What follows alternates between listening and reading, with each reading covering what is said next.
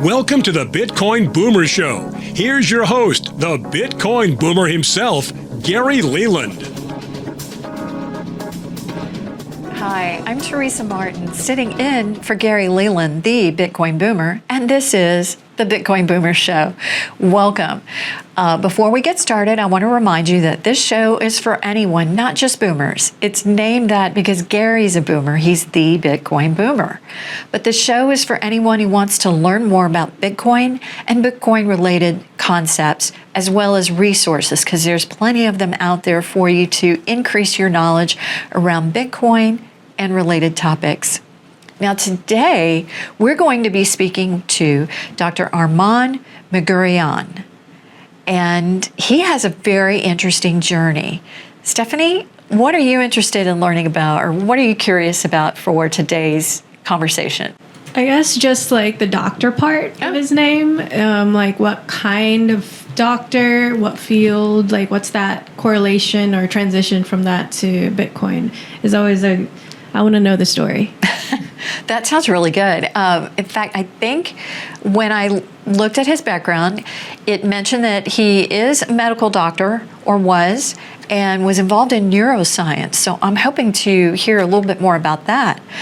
But he's transitioning from that into the world of Bitcoin out of his own innate drive for curiosity. One thing that he said, that he's someone who always likes to be on the edge of discovery. So we'll hear a little bit about what he is discovering about Bitcoin and also creating.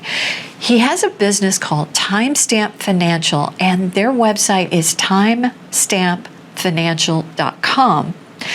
And it's a place where he has chosen to become the bridge between investors and founders in the Bitcoin ecosystem, but in a new way that opens doors better than we've had access to bring in regular investors, regular retail investors who want to support these budding companies. So I look forward to sharing that information with you or through our conversation with Arman, so that maybe you can learn how you can support as an investor or as a budding founder, how you can participate with an idea or business that you're creating in the world of Bitcoin. So we'll talk about all that here in just a moment. You are listening to the Bitcoin Boomer Show, and be sure and check out bitblockboom.com for our upcoming event in April 2025. We will be right back.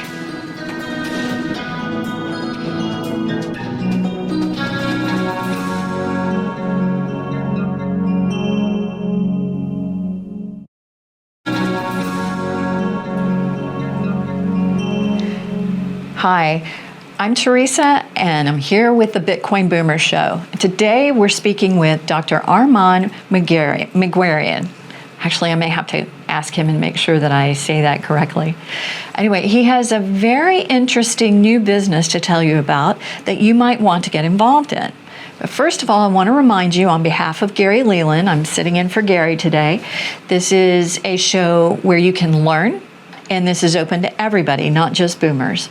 So first of all, let's welcome to the show Dr. Arman Magurian. Did I say that right? How do you say your last name? Remind me, please. So before the show, I told you I've heard everything, and it seems like we just decided to go with everything. Yeah. So the correct way is Arman Magurian, but I've heard Magurian, etc. So whatever is most comfortable for you. I think Magurian is probably the most common pronunciation I've heard, so I'm fine with that one. That's very Americanized, but Magurian, it kind of rolls off the tongue nicer. And remind me, you told me 2 weeks ago when I met you in Mexico City, what's the origin on that? So my family is Armenian. My dad's side is Syrian Armenian.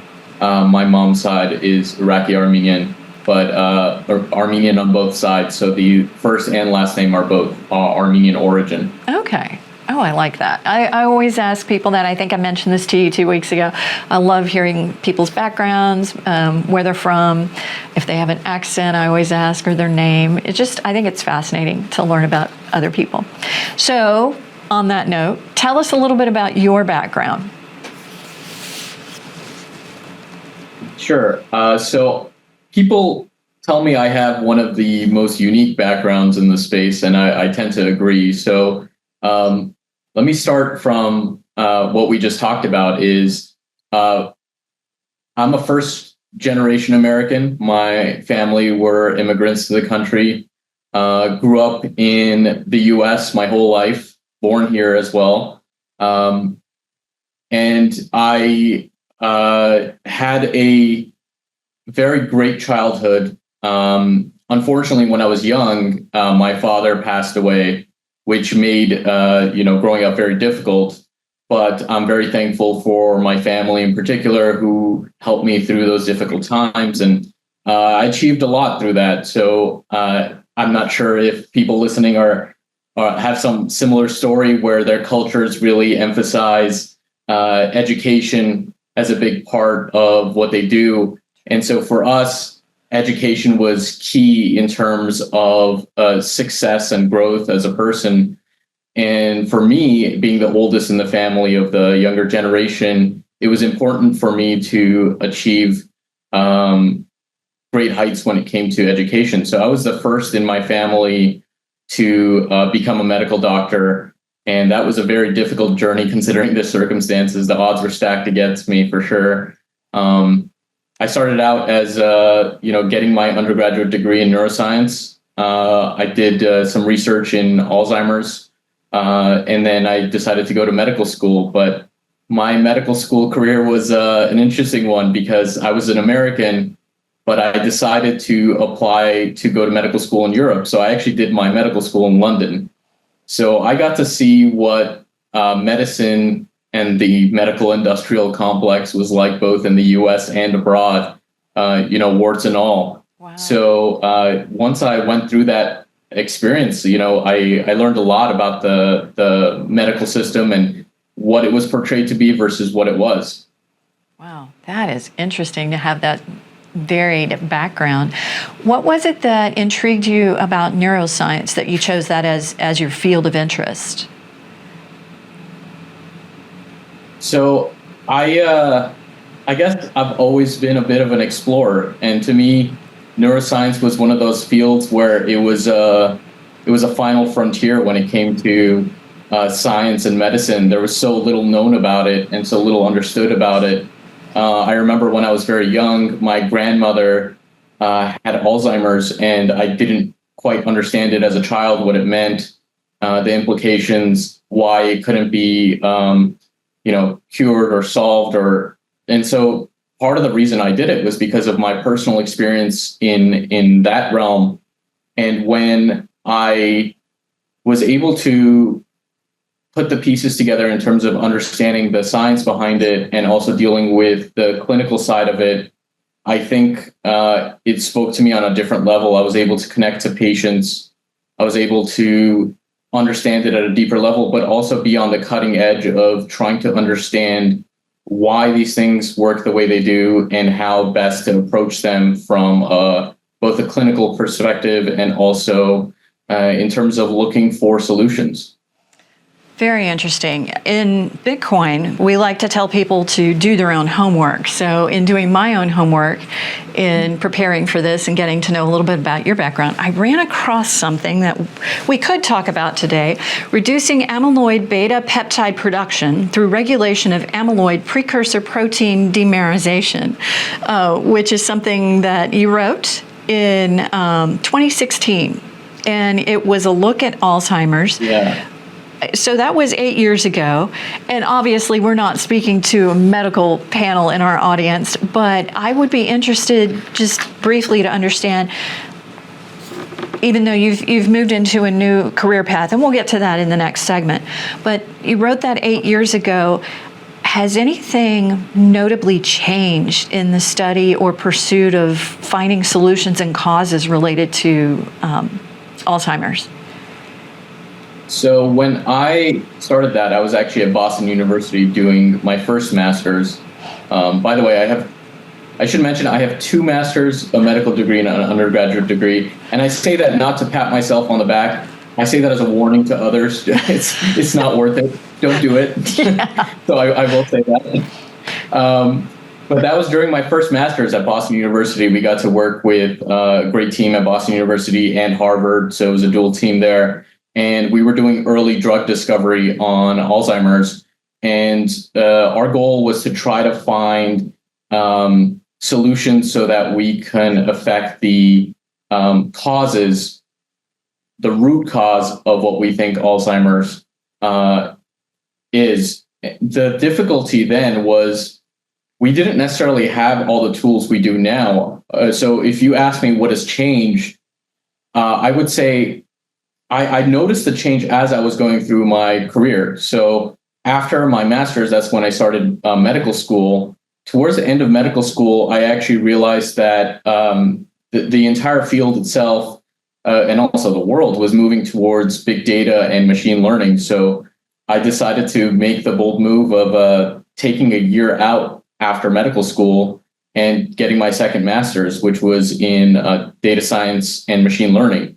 The reason why I did that is because I saw what was coming, which was this AI revolution in terms of being able to handle and manipulate data and being able to use that data to find solutions. So when you look at something like medical research, take Alzheimer's research, for example, you have so much more information at your fingertips now than you did even 5 years ago. And you have a much better ability to actually wrangle that information and be able to use that information to give you insights. So in the Alzheimer's realm, for example, you can start looking at genetic data. You can start looking at biomes. You can start doing a lot of things that you couldn't do even just 5 years ago. So I would say it's leaps and bounds. It's almost a different field altogether. And if you're not using this to your advantage, or if you're not working in a lab that uses this kind of data to your advantage, then you're essentially working in the dark ages when it comes to medical science. Wow, that is a really great point, because it's actually that type of revolution is impacting a range of industries. But clearly that makes a lot of sense, that with more data at your fingertips, you can tackle these problems with more ease and brainstorm around solutions and causes as well.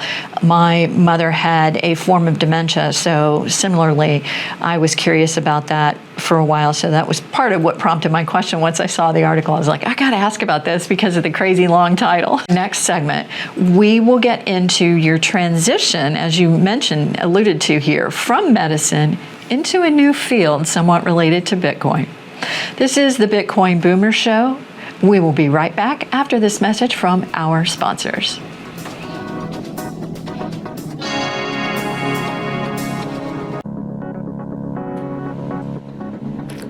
Hi, and welcome back. We're talking with Dr. Armand Magurian. I'm going to get it right by the fourth segment here. I will get it right. We have 2 more chances. Yeah, 2 more chances. Anyway,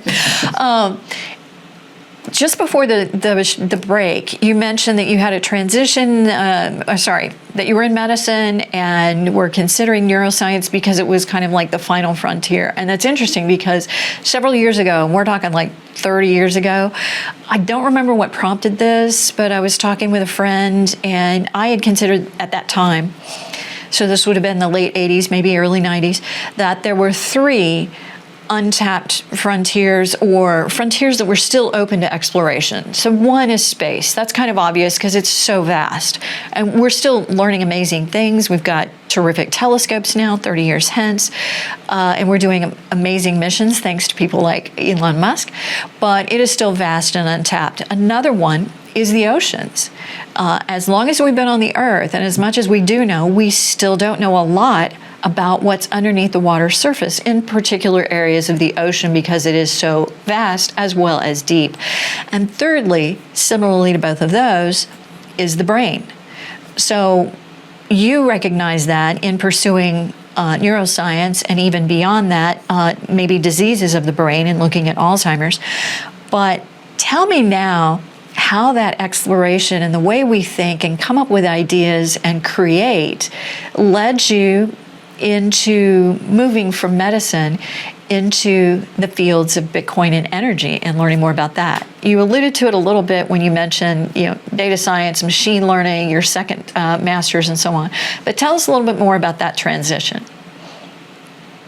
Sure.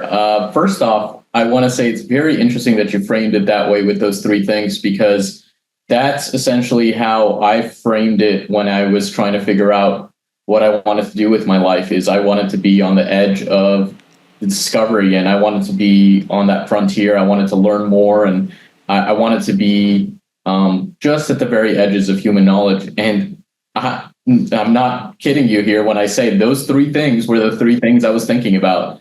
Was space, marine biology, and the human brain. And for me, space wasn't going to work because I was not great at physics. I couldn't do it. Marine biology didn't work because, quite frankly, I don't like swimming in the ocean. I don't like getting sandy. Wasn't for me. Right. Find both of those fascinating, interesting. But when I looked at the human brain, so many things interested me about it, whether it was the physical side of things or even when it came to subjects of consciousness and our current understanding of consciousness and our evolving understanding of consciousness. So for me, that was such an obvious fit.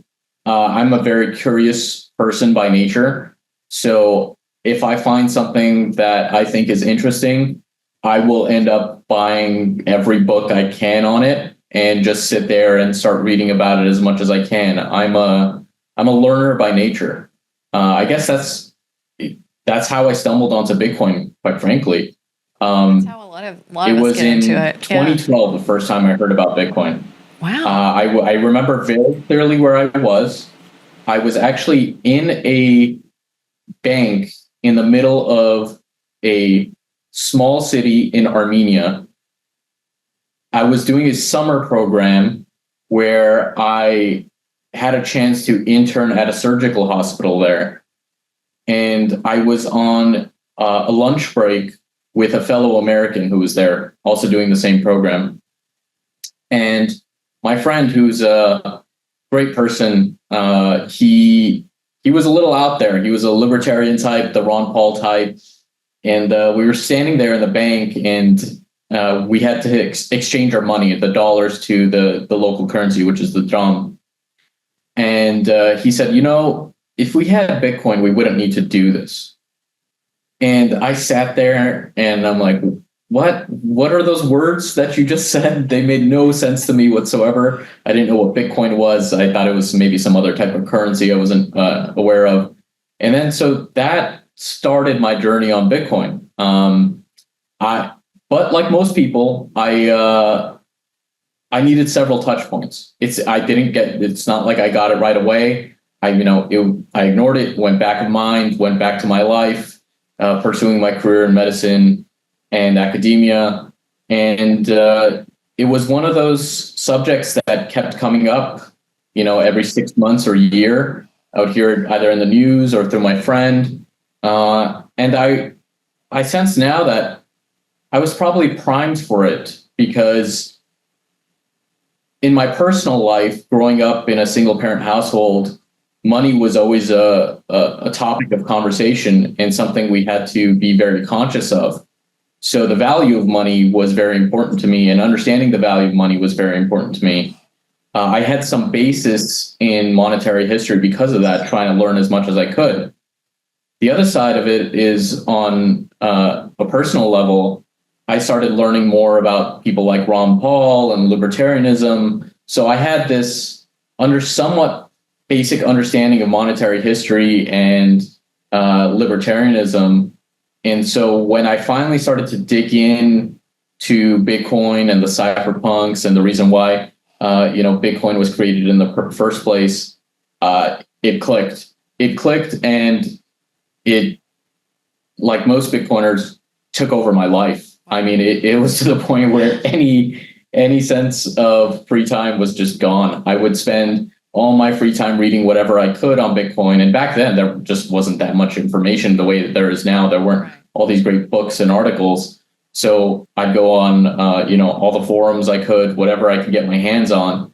and I'd go to these small meetups with no one there, and ask questions. And I'm a non-technical person as well, so I was coming at it from just curiosity perspective. And at that point, it was so hard to be non-technical in this space. Right. But I learned as much as I could. For me, what was interesting, please go ahead. Oh, no, go ahead and finish up. I just had a quick question for you, but go ahead. I think what was interesting is I was essentially on parallel tracks, right? I had my medical career and my academic career on this track, and then I had my Bitcoin curiosity and hobby, I would call it at the time, on this side. And I always thought they would be separated and stay on their own parallel tracks. But, life had a different plan. The universe had a different plan. And that's how I find myself here speaking to you. Right. There is a question that Gary likes to ask all of his guests, so I will pose that to you now. What is Bitcoin? Bitcoin is a once-in-a-species discovery. It is a tool for financial freedom. It is a driver of human growth and potential. It is the cure to the fiat disease. A physician would put it in those terms, wouldn't he? That's great. Well, you have a bit of a cure. You've come up with a new business. It's called Timestamp, and the website is timestampfinancial.com. We'll be getting into that in our next segment, but you discovered Bitcoin in 2012. How long did it take you before you developed Timestamp? Well, I think that it was one of those things for me that where I had never envisioned myself being an entrepreneur in the Bitcoin space, because I had this set career in medicine and academia. And for viewers who are not aware, the medical and academic track is very rigid. It's very long, takes a lot of effort and a lot of money. So most people who go down that route tend to stay in that space for most, if not all, of their academic careers. So for me, what changed was in 2020, the world went mad, and I tell you what, we're coming up on a break, and that's a perfect segue because I think a lot of people made some changes after 2020, 2021. So we'll come back to that point here in just a moment, but we've got to pause to let our sponsors speak as they support our show, and we are very grateful for that. So we'll be right back to the Bitcoin Boomer Show.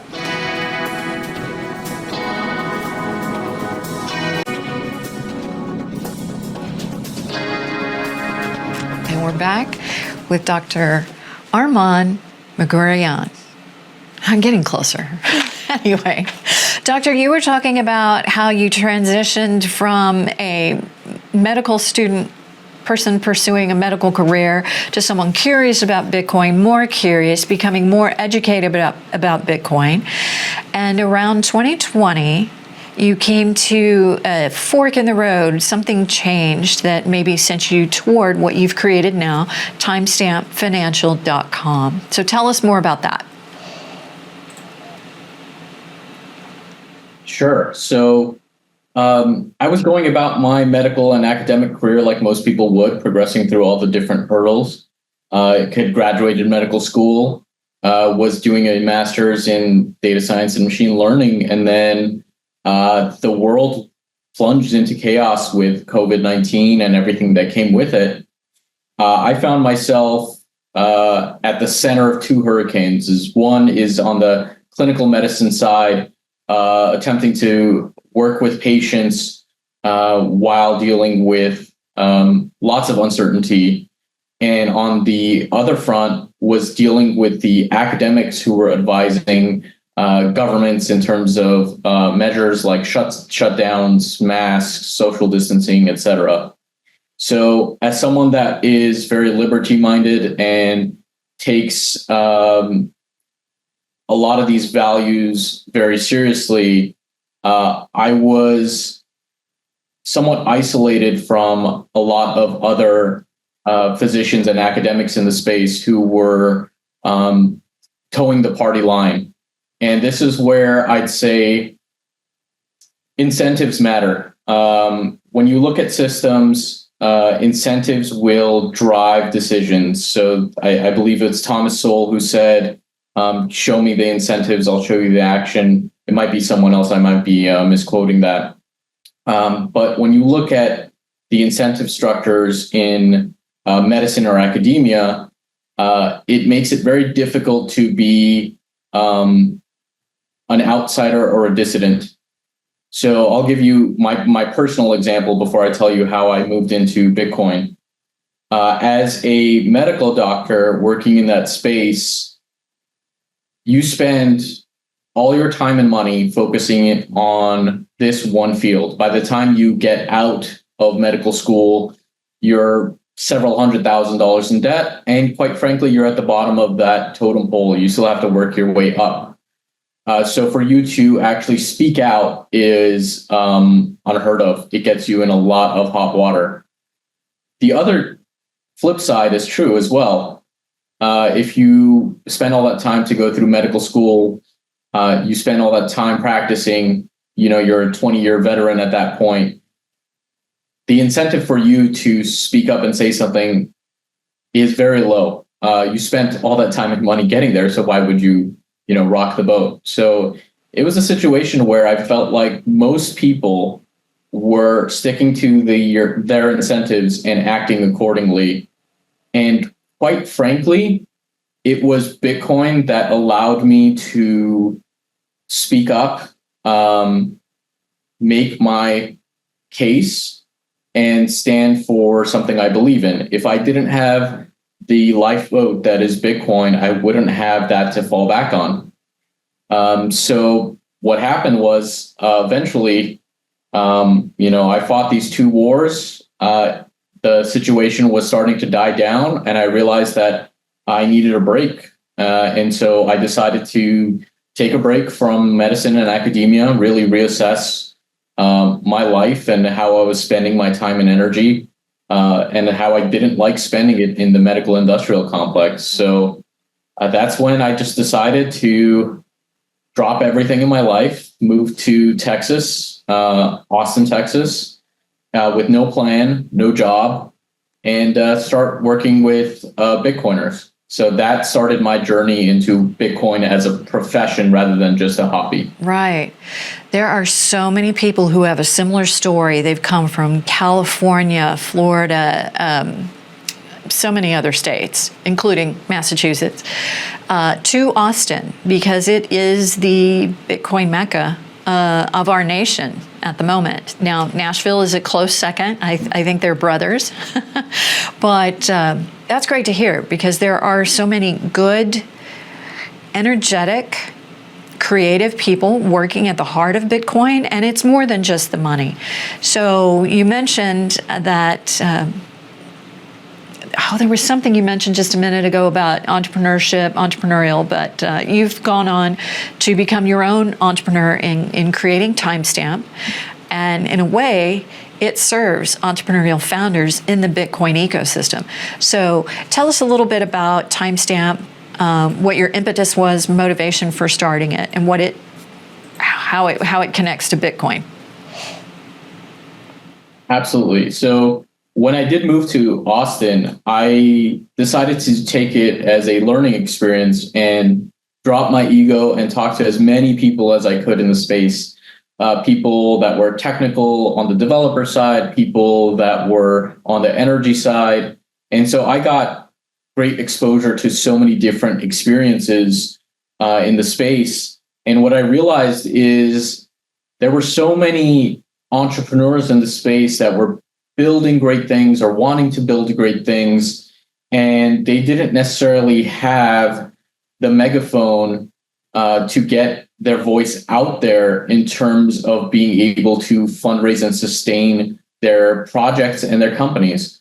So people that are familiar with the space can probably name the handful, 5 or 10 venture capital firms in the space. And, these venture capital firms, they're limited in terms of what they can invest in. They all have different requirements in terms of check sizes and interests and et cetera. So there was a gap in the market, and the gap was really community in terms of the fundraising aspect.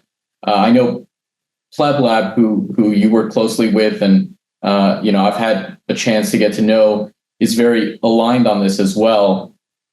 Just like Pleb Lab serves the community in terms of building up entrepreneurs and giving them resources, Timestamp was created to build up the community and give founders the resources when it comes to the fundraising aspect of it. And when we first started on this journey, this was nearly 2 years ago now, maybe even longer. The goal was to maximize access to these companies, to this ecosystem, and to give founders the tools and the ability to raise from their community rather than going to that small handful of venture capitalists and angel investors. So we started on that journey, and it was a crazy idea at the time, because when you do the work and you find the solution, you realize that the solution that gives the most access to people is the most difficult one. It's the most regulated one. It's through the SEC and FINRA frameworks. And I've always tried to achieve things that were difficult. I always try to work on the hardest problems that I can work on. And for me, this was the hardest problem that I can find to work on in the Bitcoin space.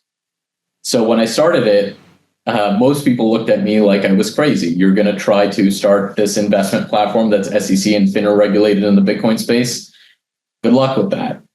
So that was 2 years ago. And now, 2 years later, we are officially live, and we are a member of FINRA, and we are registered with the SEC. Great. And that FINRA registration, didn't that come in recently? Or am I wrong? Within the last few months, yeah. Yeah, that's terrific. It took yeah. That's terrific. We have one more segment, and I would like to, in that segment, address the services that you provide. You kind of have two audiences, investors and founders. So we'll dive into that next, because I want to help our audience and others understand how they can participate and how they can help build in the Bitcoin ecosystem. We'll be right back with the Bitcoin Boomer Show.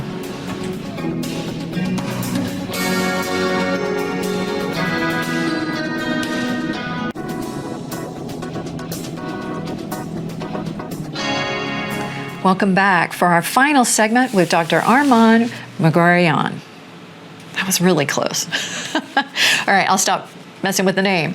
Let's get back to the important stuff. The intersection with Bitcoin and the relatively new 2-year-old company called Timestamp. You can find them at timestampfinancial.com. And Arman, you mentioned that you serve kind of both sides of this, in that you are there for investors who want to participate, and you are there for founders who need help and access to financial support, and people who believe in them and want to help them grow. So explain both sides to us a little bit, and what this means, what Timestamp means for Bitcoin and the Bitcoin community. I think fundamentally the differentiator here is the access for both sides, really. So because of all the legwork that went into in terms of the regulatory frameworks that we are working with, we are able, through crowdfunding, allow both accredited and non-accredited investors from around the world to invest in Bitcoin companies. And so what that means for listeners of the show, or anyone that's listening around the world, is that people can now invest in these companies that would normally be inaccessible to them. So when it comes to companies, most people know the companies that are public. So the companies like Apple and Microsoft, the ones that are already on a stock exchange where you can have it in your portfolio in your 401k or your IRA. What most people don't have access to are the private companies. So the companies as they're starting out, as they're growing before they get public or get acquired. One of the reasons why is there are a lot of investor protections in place by SEC and FINRA and a lot of regulatory bodies to ensure that people have an understanding of what they invest in. Now, that's a double-edged sword, right? Because one, you want to make sure that you protect investors, but two, you also want to be careful of keeping this exclusive to people who already have wealth. So we wanted to break that mold. We wanted to offer a level of access to people that they wouldn't get in any other realm. So we went down the hard route. We got approval to become a crowdfunding platform, which means that your average retail investor can now invest in Bitcoin companies. And when it comes to the flip side, when it comes to the founders can now raise from their community. So instead of just having that small pool of investors, when it comes to venture capitalists and angel investors, they can now go out to their community, raise from their family, their friends, the people in their world, or the people around the world. They can advertise their raise within the promotion guidelines that are available through FINRA, and they can get visibility for their company. They can get people to invest that normally they would never have a chance to work with. And so for them, it gets them the opportunity to turn people that would be supporters into people that would be investors on their cap table. And there's nothing quite like that level of skin in the game when it comes to your supporters. Great. This is a new frontier, but it's something I think that's very needed for many of us who would like to support these growing companies. So when someone goes to your website, on the homepage, that pretty much caters to investors. I know there's a secondary page for founders, but when investors come, it's pretty straightforward. Even if they're novice or what you called retail investors, they would be able to walk through the site and kind of get a gist of how to participate. So let's talk about the founders. For founders who would like to become involved, are there certain bars or thresholds or a vetting process that you would like to see them capable of going through? In other words, not just somebody with an idea, but what kind of viable idea do they need to demonstrate? What other qualifications might be required for them to be part of this initiative? So I built my company with founders in mind because I was a founder myself. I understood the struggles of being an early stage founder, of not having the level of support needed to really thrive in a tough world and a lonely world when it comes to founders. So I tried to build Timestamp in a way that was extremely founder friendly. So I'll give you a few examples. We have no upfront costs.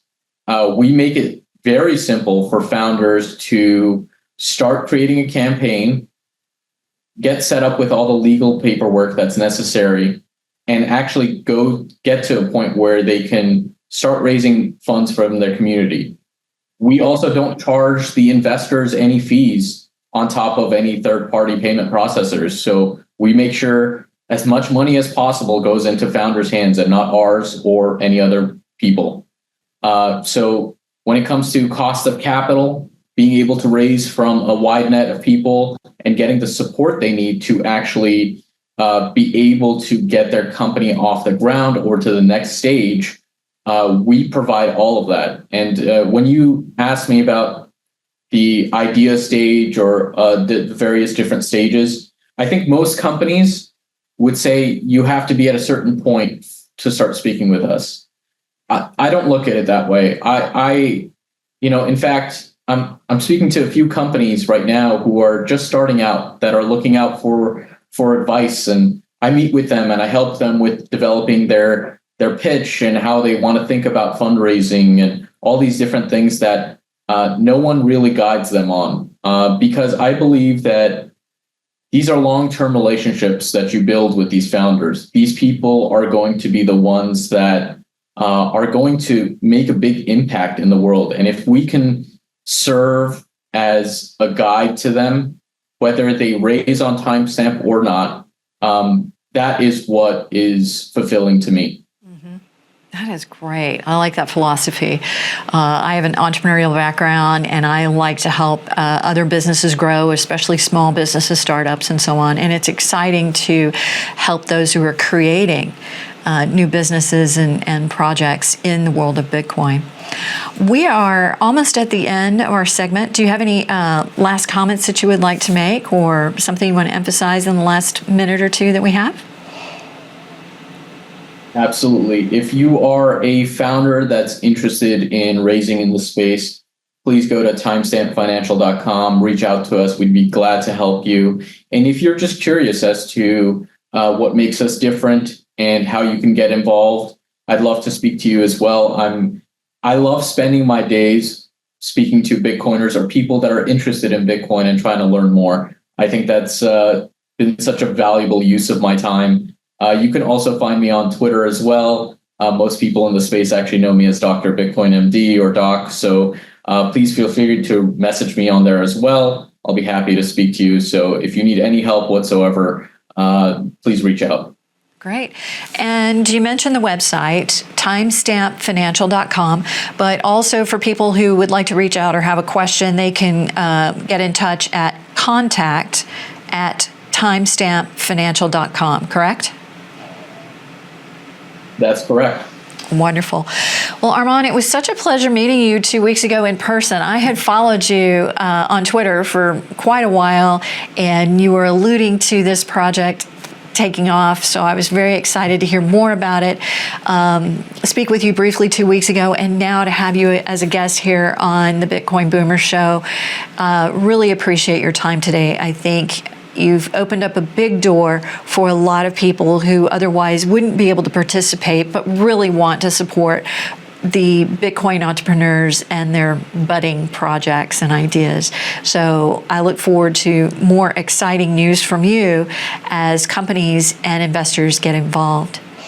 So thank you for your time today. Really appreciate you tuning in. Just a reminder, this is the Bitcoin Boomer Show. This is open to anybody, so please feel free to share this with others who you think might benefit from learning about Bitcoin, Bitcoin topics, or what we discussed today. Timestamp Financial. Go to their website, timestampfinancial.com, to learn more. We'll be back.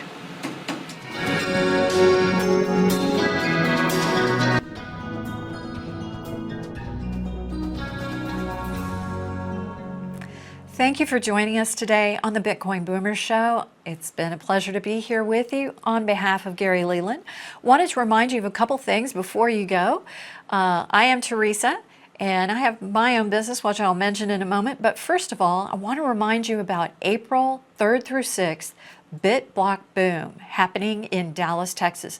This is going to be the 8th consecutive year of the longest running Bitcoin only conference, and Gary heads that up. He's done a great job for several years, and it is a wonderful place to reconnect with your Bitcoin friends once a year, but also if you're new to Bitcoin, if you want to come learn and kind of experience what some of these concepts are or ask some questions in person, BitBlock Boom is a terrific event for you to come and learn and make lifelong friends. So I encourage you to go to the website, bitblockboom.com, check it out, and save the date, April 3rd through 6th.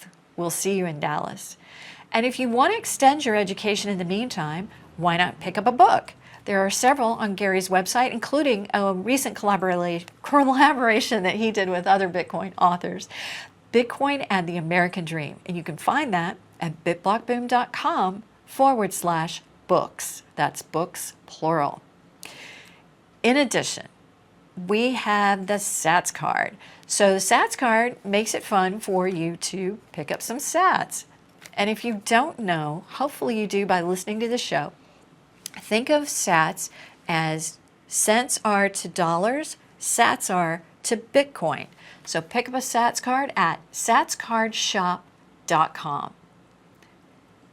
And there's one more thing I need to mention. BitBlock Boom. Oh, meetups. We have regular meetups in the Dallas area and other places as well. So be sure to check those out at meetup.com/BitBlockBoom. You can see what the next upcoming event is and connect with Gary for coffee or connect with us for barbecue. Either one, it's always fun. And as far as my business, it's flipcatconsulting.com. You can go there and connect with me. I'm happy to help talk with you about your business, provide some advising on growing your business. And also remember thebitcoineditors.com. We help you finesse and improve your writing, improve your books, whether you're writing about Bitcoin or some other topic and you just happen to be a Bitcoiner. We get where you come from. I've been Teresa Martin. Thank you for letting me sit in for Gary Leland. This is the Bitcoin Boomer Show.